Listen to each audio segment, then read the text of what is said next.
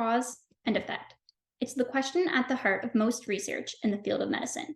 It doesn't matter if that research lies within the specialty of neurology or cardiology, rheumatology, or nephrology. When clinician scientists perform research, they primarily seek to answer questions regarding the cause of patient health conditions and what effects the conditions can have on the health outcomes of their patients. The traditional gold standard to answer these questions of cause and effect within medicine is a method known as the randomized control trial. A randomized control trial is a clinical study design where one group of participants is assigned to the intervention protocol, where they are given the active treatment that is being researched, and the other group is assigned to the placebo protocol, where they are given a fake treatment to make sure any benefits from the treatment aren't just from the placebo effect. Aside from the intervention methods, all other variables are kept as constant as is reasonably possible to ensure that any difference in group outcomes can be attributable to the intervention methods. However, there are times where it is not appropriate to conduct a randomized controlled trial. To demonstrate, let's imagine a hypothetical study about the impact of alcohol on the kidneys. It is well known that alcohol has a deleterious effect on all of the body's organs, but let's pretend, for just a moment, that we don't know the impacts alcohol can have on the kidneys. So we're going to set up a study to answer that question. We could try to set up a randomized controlled trial, where we assign a group to drink a lot of alcohol to find out what happens to the kidneys under these conditions. But we'd have a very hard time justifying why it's ethically permissible to assign individuals to the alcohol group knowing it could cause damage to the participants' other organs. Furthermore, this damage to the organs is slowly developed after years of drinking alcohol, and this temporal constraint could make participant retention and follow-up challenging, while sending the costs of the experiment sky high. It can also be very challenging to control every aspect of a participant's life for such a long period of time, opening up the possibility of confounding factors being introduced through participant lifestyle choices. One solution to overcome the challenges that can hinder randomized control trials is to perform a technique called Mendelian randomization.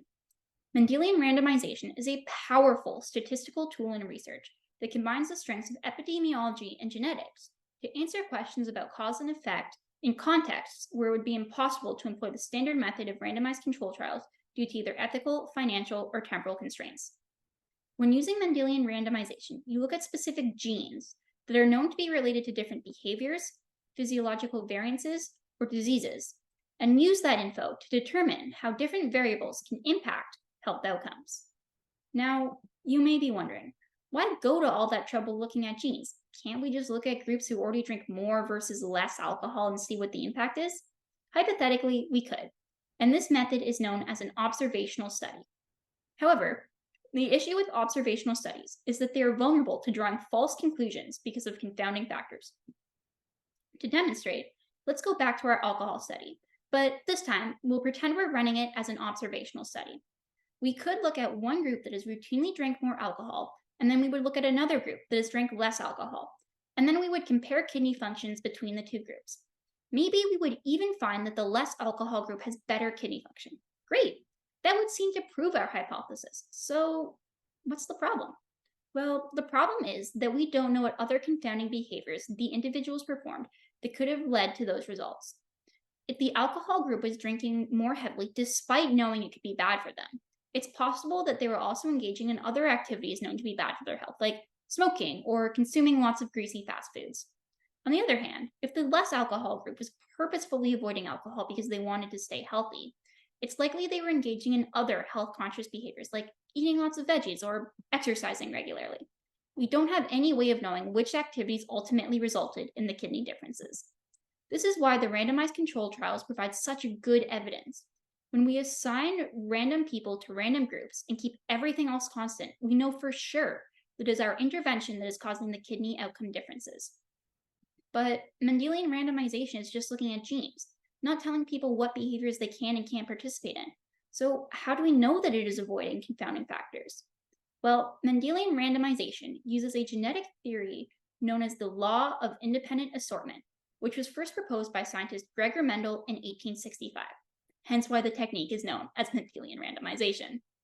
This law describes how different genes are randomly distributed to different cells during the process of meiosis, a type of cell division that leads to the formation of cells that will become egg and sperm cells. With a few exceptions, every human has 2 copies of every single gene, one from their mother and one from their father. When cells undergo meiosis, these genes separate so that the genes from the father goes to half of the new cells and the gene from the mother goes to the other half. This process occurs with every single gene in our DNA, but it does so in such a way that the process is random, and the way one gene is sorted does not impact how other genes are separated. If you look at the diagram on the screen, you can see that it's equally likely for the fictional gene 1A to be sorted into the same cell as either gene 2A or 2B. It all depends on chance separation of genes during cell division. This means that the cells that are formed have a completely random mix of genes. Even siblings will not carry all the same genes and will have a set of genes that is unique to them. This random allocation of genes to individuals is significant because it means that we can use it as a natural form of the random assortment into groups that would be seen in a randomized controlled trial. Because genes will randomly be distributed to different individuals, we can look at specific genes that are known to be linked to different behaviors, diseases, or health outcomes, and use them as the intervention group for our experiment. Anyone left in our participant sample who does not carry that specific gene that is being targeted would be considered the control group. Because of the random nature of genetic assortment, we can feel confident that all the other genes are distributed fairly evenly throughout both the intervention and control groups, and any effects the genes we aren't looking at would have on both the populations would statistically cancel each other out, minimizing the risk of confounding factors. Because we have minimized the confounding factors with Mendelian randomization, we can be confident that the exposure we're looking at is responsible for the outcome observed. Mendelian randomization is also a good technique to rule out reverse causation. Consider the issue of blood pressure and kidney disease. High blood pressure can cause kidney disease, but kidney disease can also cause high blood pressure. It can be hard to tell in studies which one came first. However, because we're either born with a certain gene or we're not, we know that the exposure doesn't change what genes we have. So we know that the gene is causing the exposure to change and not the other way around. So we can be confident with the direction of causation. Oftentimes, it is not the presence or absence of entire genes that are used as intervention groups, but rather small mutations known as single nucleotide polymorphisms, or SNPs. SNPs don't mutate the entire gene, but rather switch out one DNA nucleotide for another. You can think of SNPs like switching out one word in a sentence for another. It may not change the entire meaning of the paragraph, but there is a difference. These differences can be used to identify the location of mutated genes. The SNPs used in Mendelian randomization have typically been previously identified as being linked to certain conditions using studies called genome-wide association studies, or GWASs. Once a GWAS has determined that a series of SNPs on a certain gene are linked to certain behaviors or conditions, we can begin the process of conducting the Mendelian randomization. As you can see in the diagram, the circled genes were found to be significantly related to kidney functions by this particular GWAS study. Let's go back to the hypothetical alcohol in kidneys experiment to illustrate. There are genes, such as the ADH1B gene, that are known to increase the average amount of alcohol that an individual will consume. GWASs have confirmed that there are SNPs located at these genes that are significantly associated with increased alcohol consumption. Knowing that the presence of these SNPs will likely increase the amount of alcohol consumed, we can treat individuals who are known to carry these genes as the intervention group, replacing the need to assign individuals to a risky protocol that they wouldn't otherwise perform. The individuals without these genes would be the control group. We would then compare various measures of kidney health between the groups, with the indicated SNPs and without the indicated SNPs. If the individuals who had the ADH1B SNPs did experience a difference in their kidney health compared to the group without those genes, then we could reasonably suggest that the amount of alcohol consumed has a causal effect on the health of the kidneys.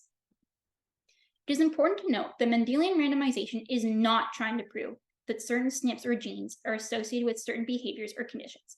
That has already been accomplished in the GWAS.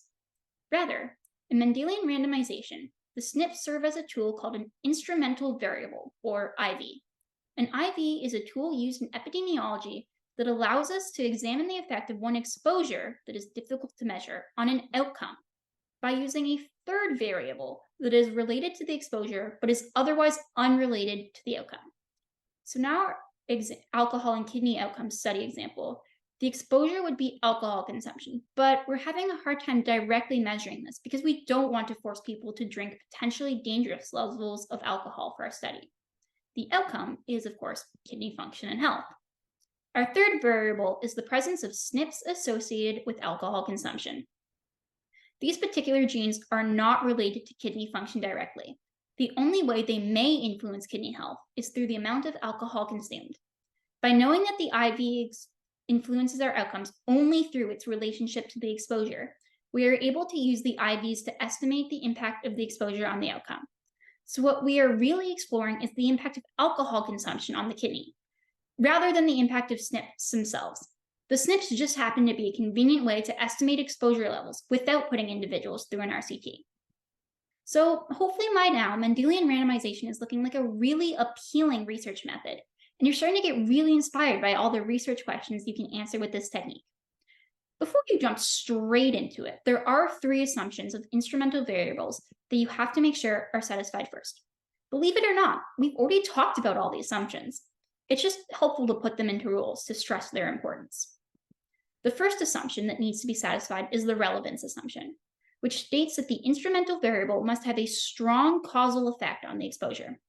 If you're using SNPs previously identified by a GWAS for your Mendelian randomization, then this assumption has been satisfied, as the GWAS has already done all the work to prove significant association between the SNP and the exposure. The second assumption is the exclusion assumption, which states that the instrumental variable only affects the outcome through the exposure.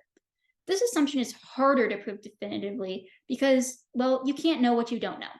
But our ever-expanding understanding of genetics is allowing us to be increasingly confident in our assessment of which genes perform which functions, and so with ample research, it is possible to be reasonably certain that this assumption holds true when you pick the right SNPs to use for the Mendelian randomization. The third assumption is the exchangeability assumption, also known as the independence assumption. This assumption requires that the instrumental variable is not related to any other confounders that may alter the exposure-outcome relationship.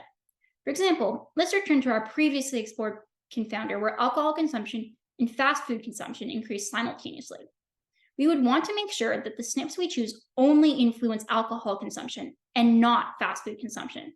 Otherwise, we would be unable to untangle the effect of alcohol consumption from this other confounding variable. This third assumption is plagued by the same issues as the second assumption, where it is very difficult to definitively prove that the SNPs we choose aren't related to any confounding variables because there will always be the possibility that there's a hidden confounder we don't know about yet. But you should do your best to ensure that there's no connection to the confounding variables that we are aware of.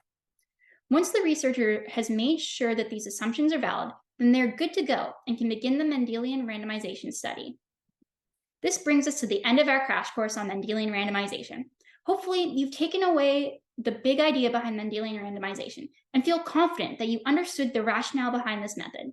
If you want to do some further reading on the subject, I put up my sources for this video, so feel free to take a look. Thanks for listening, everyone. Happy researching.